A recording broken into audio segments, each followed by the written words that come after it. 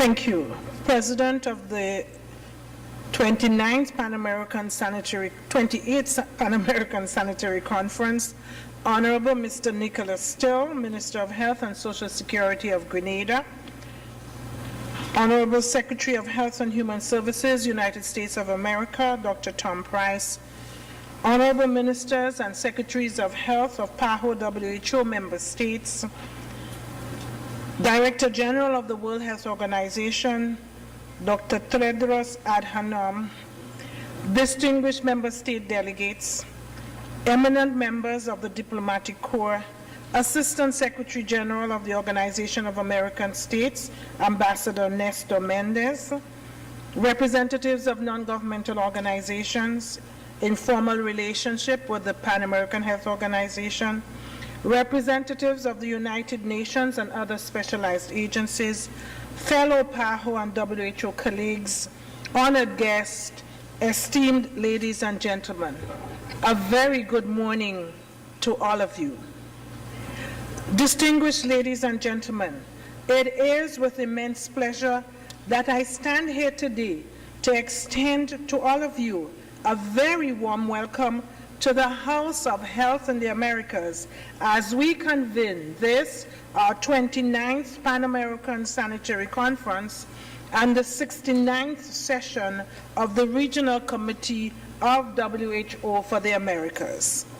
On behalf of the Pan American Sanitary Bureau and our member states, I am especially delighted to welcome our new Director General of the World Health Organization, Dr. Tedros, who was elected to that prestigious office in May 2017. I'm also very pleased to welcome those new secretaries and ministers of health who assumed responsibility for their national health portfolios since we last met here in September 2016.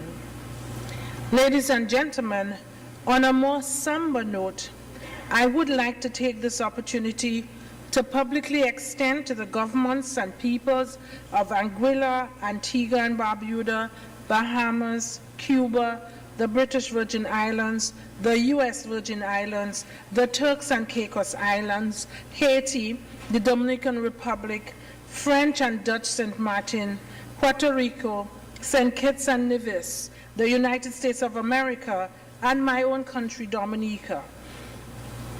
Our sincerest and heartfelt condolences on the occasion of the deaths and injuries, the utter devastation and destruction, the extensive dislocation and the psychological trauma resulting from hurricanes Harvey, Irma, Jose, and Maria.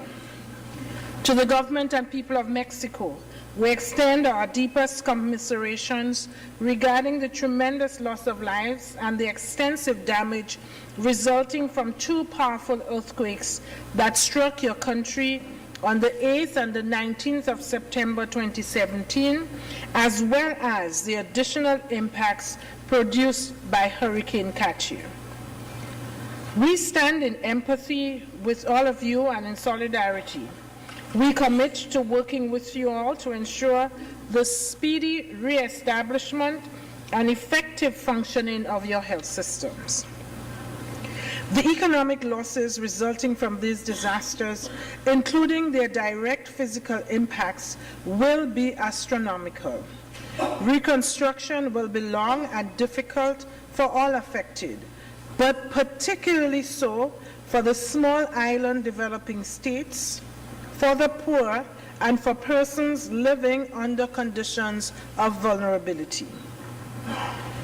Although we will never be able to quantify and monetize the indirect and intangible costs resulting from these disasters, such as, for example, the impact on the environment and on human health and well-being, especially the mental and psychological health of persons residing in affected areas, we cannot assume that these monster events occurring sequentially over a very short period of time will not have left indelible scars both on our physical landscapes and on our mental psyche. Nonetheless, we must hope and pray that all of our people will, once again, be proven resilient and find within themselves that irrepressible spirit to recover and to rebuild. Ladies and gentlemen, the 2017 Global Risks Report produced by the World Economic Forum indicates that today our world is facing a number of key challenges. Two of these challenges are in the economic sphere, namely rising income and wealth disparity. Globally, although economic inequalities between countries has decreased at an accelerated pace over the past 30 years, the data within many countries tell a different story. Latin America and the Caribbean has achieved considerable success in reducing extreme poverty over the last decade, and although income inequality has fallen in recent years, it remains the most unequal region in the world. In 2014, the richest 10% of persons in Latin America had amassed 71% of the region's wealth. As we direct our attention to the 2030 Sustainable Development Agenda and develop multi-sectoral plans of action, we must collectively recognize the need for a greater focus on human well-being and in ensuring that economic growth delivers progress for all. Our policy choices must be informed by an assessment of the impacts on populations living in conditions of vulnerability and on the different dimensions of well-being, as well as their distributional consequences. Future economic growth models can no longer be exclusively driven by the per capita gross domestic product, but must rather emphasize policies for improving people's lives, where income is just one critical enabling element among others that matter to people, including health, environment, employment and work, education, and life satisfaction.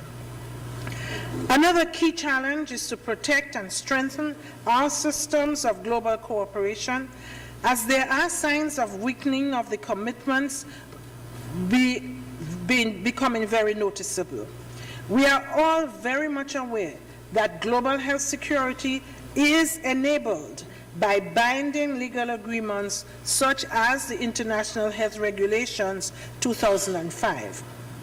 The purpose and scope of the International Health Regulations, which involves 196 countries across the globe, is to prevent, protect against, control, and provide a public health response to the international spread of disease in ways that are commensurate with and restricted to public health risks, and which avoids unnecessary interference with international traffic and trade. The IHR serves to collectively protect our populations from the adverse impacts of acute, emerging, and/or re-emerging infectious diseases, as well as protecting international trade and travel under the oversight and guidance of the World Health Organization. The recent Ebola epidemics in West Africa and the 2016-2017 emergence of the Zika virus epidemic in the Americas have clearly demonstrated and underscored the need for global cooperation in disease preparedness, response, research, knowledge sharing, and the strengthening of our national health systems. Similarly, without the solidarity and sustained political commitment of our member states in the region of the Americas, we would not have been successful in eradicating smallpox and in eliminating poliomyelitis, rubella, congenital rubella syndrome, and measles from this continent. Under the technical guidance of the Pan American Sanitary Bureau, member states have maintained and sustained strong national surveillance systems that are ever watchful for importations of these diseases, together with effective rapid response teams to suppress the potential spread of any such importation.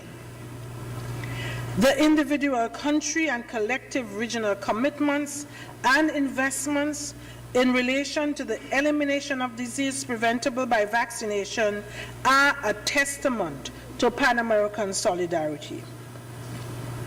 While we all have our eyes set on the polio endgame to achieve global polio eradication, today we are challenged by a global shortage of inactivated polio vaccine, IPV. The recommended antigen formulation to be used in this endgame strategy. We do hope that this current challenge would not jeopardize our goal of achieving global eradication of polio. However, given the complex dynamics of current global vaccine markets, we simply wonder if someday we may find ourselves without an essential life-saving vaccine because a vaccine manufacturer determines that it is no longer within their profit interests to manufacture a vaccine. Similarly, in our quest to reduce the prevalence and adverse impacts of antimicrobial resistance, we must cooperate globally, regionally, and nationally across the spheres of human and veterinary medicine, agriculture, animal husbandry, and fisheries. Antimicrobial resistance not only increases the cost of health care, lengthier hospital stays, and more intensive care for patients with drug-resistant infections, but it also puts at risk the gains of the Millennium Development Goals and endangers the achievement of the Sustainable Development Goals. Under the rubric of One Health, the World Health Organization and the World Organization for Animal Health, OIE, must jointly advocate for global cooperation to reduce the use of antimicrobials, whether therapeutically or for growth promotion in animals being raised commercially for food. We in health must continue to collaborate with WHO in its fight to prevent and control the production and distribution of substandard, spurious, falsely labeled, falsified, or counterfeit antimicrobials. Together, we must also be strong proponents and advocates for active research and development of new antibiotics. Without new drugs to combat the ever-increasing number of drug-resistant pathogens, society will soon run out of options for the efficacious treatment of infections. One last key challenge in which I must refer is that cluster of environmentally related risks, which include extreme weather events, the failure of climate change mitigation and adaptation, as well as water crises. I will not deliberate further on this point, as we have before us indisputable indications of changes in climatic patterns and conditions, as evidenced by the occurrence of more tropical storms of greater intensity and frequency. We must all cooperate to reduce those factors that are contributing to climate change and to mitigate its health effects as we work collectively to achieve goals 13, 14, and 15 of the 2030 Sustainable Development Agenda and the ultimate protection of our planet.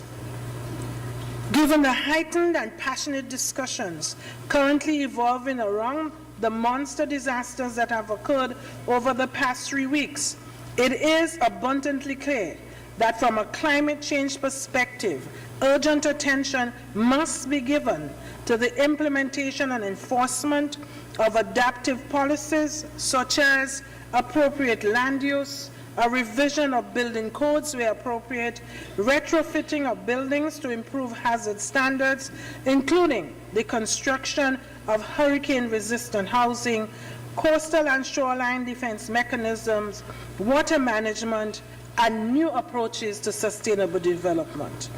In addition, as has been discussed over and over again, from Texas and Florida to Dominica and everywhere else in between, we must consider what should be done differently and in advance of these storms in order to better manage or overcome the negative impacts resulting from interruptions in communications, electricity, and availability of drinking water.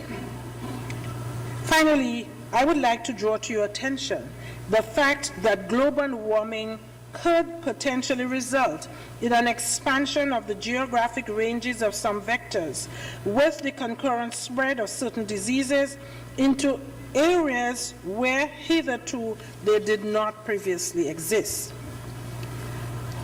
Distinguished delegates, the Pan American Sanitary Bureau, together with its member states, has made significant advancements in improving the health and well-being of the peoples of the Americas, of which I think we can all be justifiably proud. You will learn more about these notable developments from the quinquennial report, and I urge you to read this report. In spite of our many joint achievements, there remain some unfinished agenda items, such as, for example, reaching the maternal mortality target that was established by the Millennium Development Goals, even as we ready ourselves to face those new challenges that will emerge on a daily basis. This 29th Pan American Sanitary Conference has an ambitious agenda before it, as we will traverse a wide range of procedural, constitutional, programmatic, informational, and administrative and financial matters over the course of this week. We will also use the opportunity afforded by this conference to host an early observance of our 115th birthday, which will be celebrated in December 2017.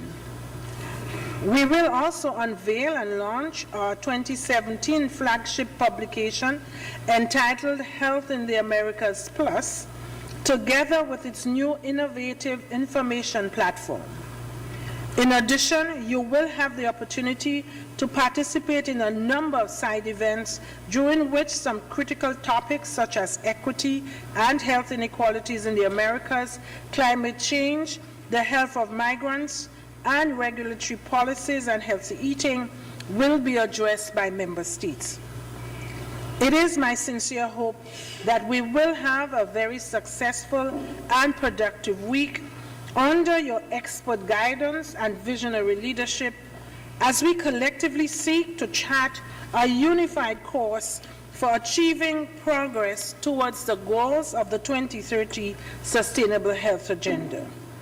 We recognize that we will encounter rough seas as we sail, but we will continue to constantly scan the horizon, examine a wide variety of information in order to identify potential threats, risks, emerging issues, and opportunities, and as a consequence, allow for greater preparedness and the incorporation of mitigation actions into our policy-making processes.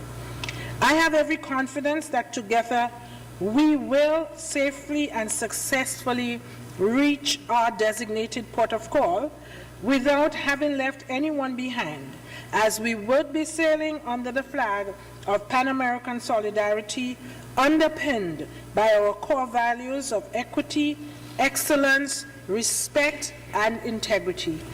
I thank you. Once again, warm welcome to each of you. Thanks.